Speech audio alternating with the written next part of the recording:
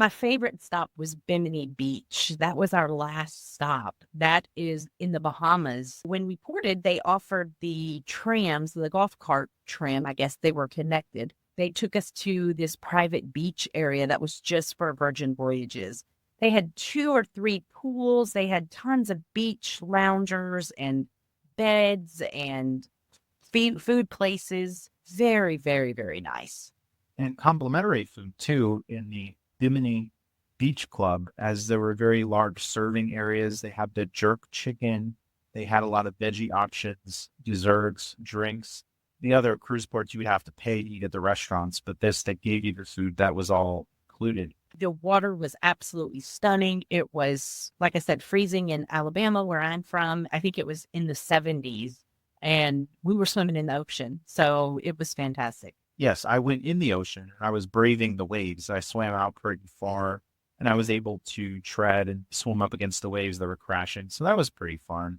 I was maybe in the water for about 15 minutes. I thought that was pretty easy, clear water. I got salt in my mouth at one point, but apart from that, pretty good. A lot of the sand. So then I went in the pool area and I was able to clean off my feet. And I still have some sand on my shoes at the moment. That'll go away eventually. So You'll miss pool it. experience. You'll miss that sand. The pools on the ship I thought were pretty small. So this gave you a much wider option. And of course, going in the ocean was all the space that you could want. Bimini was my favorite for sure. People were jet skiing as well. Oh, yeah. Those were separate charges. Yeah. And I don't think it was by Virgin. I think it was some people set up just doing the jet skiing there at the beach. I think it was Resorts World. I think it was a reputable place, but they had additional chairs you could rent from them and jet skis. I didn't see anyone under 18, but I recall going into the Fisherman's Village was a part of this Bimini area where I walked around in the dock section and saw some of the shops there. So that was an interesting place.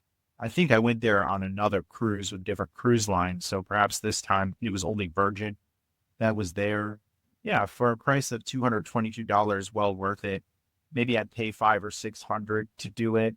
And I say that because we just have so many other cruise offers and we'll do future shows with future trip reports. But it's at a point where our schedules were so busy, we had to wait until December of 2025 to take another cruise because we had so much going on. One of the other things that I wanted to add to the podcast was the disembarkation. That's really important. Getting off the ship from the time we left the room to the customs area after I picked up my luggage. I put my luggage out the night before. It was exactly 30 minutes. So for me, I thought that went very smooth. There was a little bit of a line, but not much. Everything seemed to move pretty quickly. Customs was just a photograph. They did not require us to take our passports out.